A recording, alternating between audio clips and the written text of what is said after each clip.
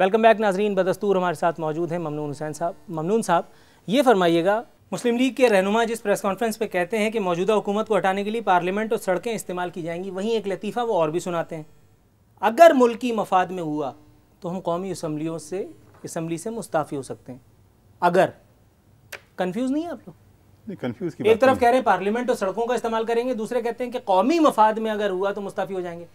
पहले आप अपनी असम्बली की जो है वो रुकनीत से इस्तीफ़ा दें और उसके बाद कौम को लेकर के रोड पे आ जाएं। बड़ा सिंपल सा हाल है। ये गोल गोल बातें करना, स्टेटमेंट्स देना, रोज़ाना जलसे करना, पैसा ख़राब करना, पब्लिक का टाइम ख़राब करना, क्या कर रहे हैं आप लोग? देखिए, बात ये नहीं है, बात ये है, उनका कहने का मतलब, जिसने भी ये बात की है, उनके कहने का मतलब ये है कि मुख्तलिफ स्ट्रेटजीज इस्तेमाल की जाएंगी ताकि इस हुकूमत को हटा के, और ये हुकूमत मजबूर हो जाए दोबारा इलेक्शन कराने पर। अच्छा, उसमें शायद किसी ने ये कहा होगा कि अगर मुजाहिरों से और ये इससे अगर ये लोग तैयार नहीं होते हैं तो एक हरबा शायद ये भी इस्तेमाल किया जा सकता है कि सूबाई असम्बलियों से और नेशनल असम्बली से एक बड़ी तादाद में अगर लोग इस्तीफ़ा दें तो फिर ये ज़िमनी इलेक्शन नहीं हो सकते। फिर तो यह है कि यानी एक यकीनी बात हो जाती है कि पूरा इलेक्शन जनरल इलेक्शन कराना पड़ता है। ये शायद उन साहब के जहन में बात होगी जिन्होंने ये बात की है। 26 अक्टूबर को शहबाज शरीफ साहब अपने एक बयान में कहते हैं, आसिफ जरदारी को सदर नहीं मानते, ख़जाना लूट कर स्विस बैंकों में रखने वाले हुक्मरान कहलाने के हकदार नहीं। जरदारी साहब के स्विस अकाउंट्स तो आपको याद हैं। रायविंड का महल नवाज शरीफ साहब ने गन्ने का शरबत बेच के बनाया। ये रायविंड का महल आप लोग क्यों कहते हैं? क्या है, कुटिया है?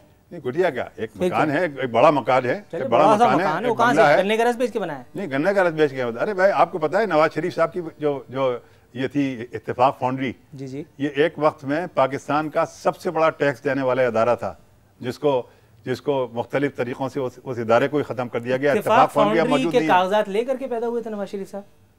क्यों इत्तेफाक फाउंड्री आई कहाँ से थी? अरे भाई, कहीं ना कहीं से इनिशिएट तो हुआ होगा ना कुछ ना कुछ। ये है कि आहिस्ता आहिस्ता उनके वालिद ने, उनके चचाओं ने, वो सब पहले साथ थे, उन्होंने मेहनत करके ये ठीक है। इसी तरह से जरदारी साहब की भी बाप दादा ने कोई किया होगा, कुछ ना कुछ मेहनत की होगी, क्या किया, कुछ ना कुछ किया होगा। अच्छा, खैर, तो वो उसके बाद फिर वो महल बन गया। वो महल नजर आ रहा है, इस महल के ऊपर भी तो थोड़ा सा रोशनी डालें ना सर। ये कोई महल को चोरी छुपे बनाया? वो महल तो ऐसा है जो जरदारी साहब पहले इनकार करते थे कि मेरा नहीं है। एक आदमी मेरे मोहल्ले में छुप के शराब पीता है, एक आदमी मेरे मोहल्ले में जो है वो अलग बदमाशी करता है, तो कौन सा फेल ज्यादा मजमूम है? ये आप क्या मिसाल दे रहे हैं? समझ में नहीं आ रही इस मुल्क का नहीं, ये कोई बात थोड़ी है।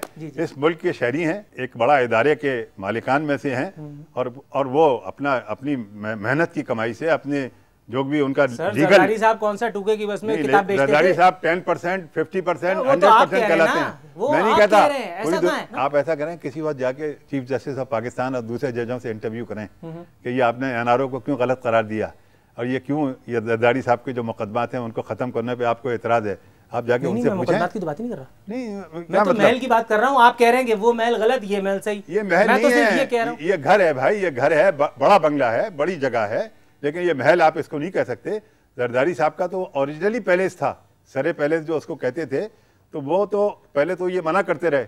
जब उन्होंने, लोगों ने सबूत देना शुरू कर दिया, तब उन्होंने माना कि ये हाँ ये मेरा है। नवाज शरीफ साहब ने तो कभी इनकार नहीं किया कि ये मेरा घर नहीं है, उन्होंने कभी इनकार किया? जरदारी साहब इनकार करते थे, जरदारी साहब तो इनकार करते थे।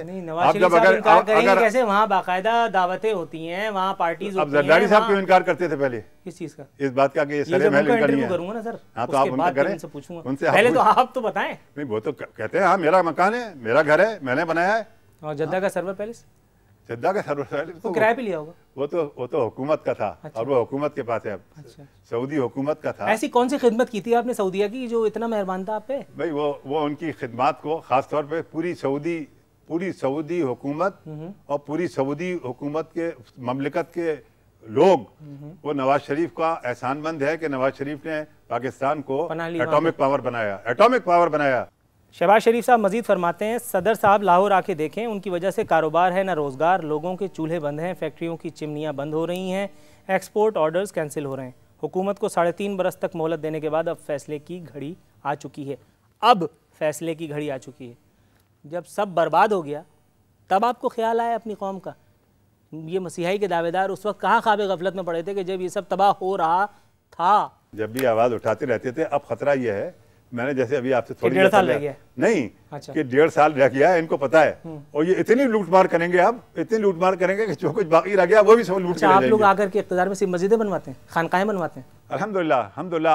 अगर आपको कोई इल्ज़ामात हमारे ऊपर हैं अगर करप्शन के, आपको खुली इजाज़त है, आप जाइए किसी भी कोर्ट में जाइए और साबित कीजिए कि हमने ये इल्ज़ाम लगाए। हाँ भाई, आप क्या समझते हैं इनके खिलाफ ये क्या हो रहा है? ये कोई मैं कह रहा हूँ, सुप्रीम कोर्ट ने OGDCL के अदनान ख्वाजा को निकाला नहीं निकाला, NICL के उसको अयाज खान यादी को निकाला नहीं निकाला, इनका मरकज़ी वज़ीर जेल में पड़ा ही नहीं पड़ा है, जो कि उसका इन्होंने तो अल्लाह के मेहमानों को भी नहीं छोड़ा।